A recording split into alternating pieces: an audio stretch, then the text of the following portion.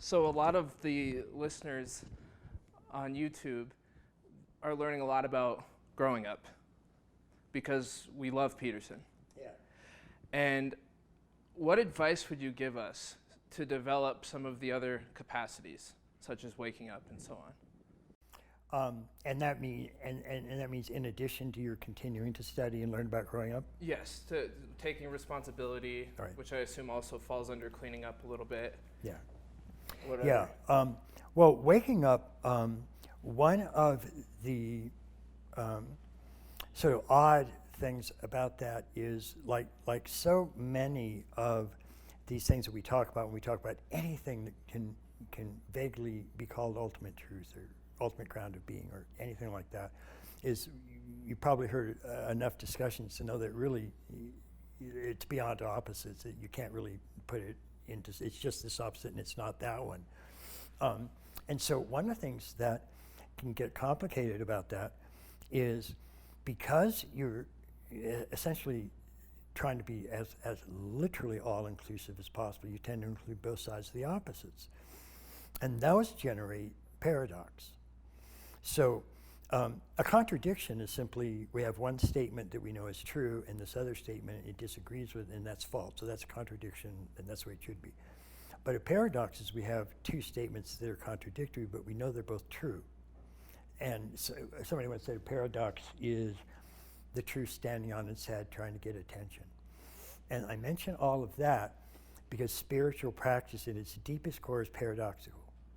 And one of the first things that, when you have a really profound satori or awakening experience, is there are a couple of things. First, it's just the utter, absolute isness of everything that's arising, and that you fundamentally are that. You've always been that. It's this absolutely extraordinary ground of being. And then there are sort of little ways that almost start being reflections on that. One of those is being like, God, how did I miss this? I've known this my whole life. This is not new. I've known this. It's actually often called coming home. And one of the things that you're realizing is, okay, what am I actually realizing? Well, I'm realizing, to put it in fancy terms, a timeless, spaceless ground of all being. It's completely, totally ever present in every single point of space and time. And it was absolutely 100% present at every point for me in my entire life. I didn't even have to have a satori for that to happen. That's already there. But you have to have a satori to realize you don't need satori. Because otherwise you're just not waking up to that fundamental wetness of the whole ocean. You're just on this wave and you're looking at that wave which is bigger, and you want to get from this small wave and you want to get to that big wave. Oh, you want more of this or more of that or more goodness or more whatever it is. You're not realizing that if you're looking for wetness, realize the wetness on the small wave is the same wetness on the big wave. You don't have to go anywhere, literally. So one of the things that tends to happen with some of the more profound paths of waking up is that you really are just attempting to pay attention to this moment and realize that everything is arising in this pure, timeless now. And this actually isn't something, it's, although mindfulness grows into this, it's not actually just trying to pay attention to just this passing present and not think about the past and not think about the future and just sort of try to create this timeless now. What this is saying, like everything that applies to any sort of ultimate ground, is it's not that it's something you have to bring into awareness or create or bring into existence. Something that's already present, is 100% in your awareness right now, but you're just not noticing it. The same is true of the timeless now. It's not that you have to get into that state. It's the only thing you're ever aware of is a timeless now. So think of anything that happened in your past, and you can get a good picture of it, get a good image, and notice that that image itself exists right now. And then when that past actually occurred, it was right now. So all you're really aware of when you're doing that is a nowness, a now moment. And likewise for the future, think about anything that's going to happen. That's a thought that's occurring right now. When it actually happens, it'll be right now. The only thing you're ever actually aware of is right nowness, an ever-present nowness. And so that's not something you have to try to get into, something you just have to recognize. And most of the really sophisticated paths are known as paths of recognition, not paths of accomplishment or even paths of meditation. These traditions do tend to be sort of some of the highest or for most evolved students or the most esoteric. But you find them in things like Dzogchen and Maha'ati. Common textbooks in those are things like Buddhahood without meditation, that kind of thing.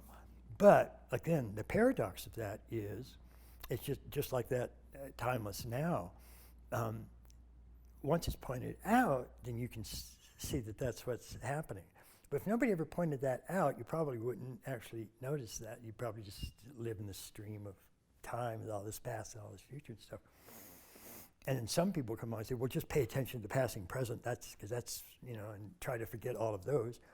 And then somebody else will come on and say, no, when you actually awaken to timeless now, you can have thoughts of the past, or it doesn't matter, they're all occurring in timeless now. So that's a bit of a paradox. And one of the things that does tend to happen is when you undertake any of those more profound paths of waking up, that it will tend to be a little bit paradoxical. So on the one hand, it'll be, get in touch with this witness. And so you actually do that. Is that, okay, I'm over this, and it's not that, I'm just a pure subject. Zen Master Shibayama actually calls it absolute subjectivity, because it's just pure awareness. And even any subject that arises in it is just another thing that you're aware of. So it is just a pure radical presence or pure radical awareness. That's what's always happening anyway. That's all that's actually there. But you can actually do practices that will help you recognize that state. And so indeed, some of it is just a simple mindfulness practice, where you just sit and give awareness to everything that's arising moment to moment in your own experience. And you just see that, and you bring a mindful attention to that and awareness to that. And what happens is the more you do that, and the more you do that, the more you realize that all these objects are just that. They're just objects arising in this field, and you are not any one of those. So you have sensations, but you're not those sensations. And you have feelings, but you're not those feelings. And you have thoughts, but you're not those thoughts. And you can even have illumination, but you're not that illumination. So what are you? Vast open emptiness, literally, and infinite openness and transparency, everything, pure mystery. And it's all arising in that. And the more you shift to that source of identity, then the less threatened you become by things that happen to just this one thing. Because this is just one thing with all these other things. But if you identify with just this thing versus that thing, then objects don't get long. Well, I mean, they come, they stay a while, they torture you, and they leave. That's sort of what an object's life, what it does. But if you're just this vast open field in which is all arising moment to moment, and that really does carry a kind of current of release and joy and the great liberation. Well, thank you for that's tremendous. I love that. And so you can actually pick up some of those kinds of practices. Yeah, even while you're growing up. Sure. Yeah. Everybody in this integral framework that I propose, all of those elements, quadrants and levels and lines and states and types, those are all occurring every moment, moment to moment to moment. So you have some of all of those happening. And that's true of states. And you will, no matter what stage of growing up you're at, or what line of development you're looking at, multiple intelligence you're looking at, or even sort of types that you're looking at, you can do that in sort of a gross waking state. There's also a subtle dream state. There's a deep dreamless causal state. And you're always in some of these states or another, or you're in Turiya or Turiya Theta or whatever. And so those are always arising. And you're always, if you're having any sort of mental activity at all, and you're not just in a pure, deep dreamless state, where sort of nothing really arising. you're going to have some sort of interpretation of what's happening. You're going to think about it one way or another. And the way you do that is going to depend upon the level of growing up that you're at. So even just using Gene Gebser's term, you can be interpreting your experience magically, or you can be interpreting it mythically, or you can be interpreting it rationally, or pluralistically, or integrally. And those are real, and those are present. And you'll be doing that in one or more multiple intelligences, that's present. And you can, if any type you want to use, Enneagram types, whatever your type is, you'll be interpreting it that way.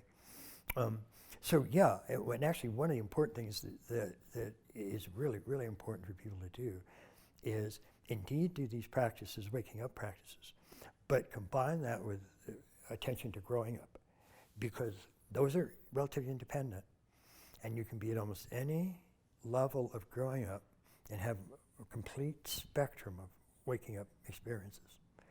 And it's really problematic because you can't see these stages of growing up.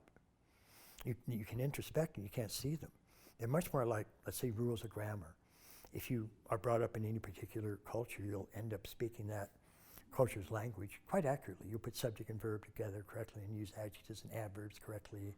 In other words, you're following the rules of grammar of that language. But if you ask almost anybody, well, write down some of these rules that you're following, and you're doing it so well, write them down. They have no idea they're doing it. And most of them certainly can't do it. And again, most of them don't even know that they are doing it. And these rules of grammar are interpreting how they parse, divide, and edit their entire experience, including any waking up experience.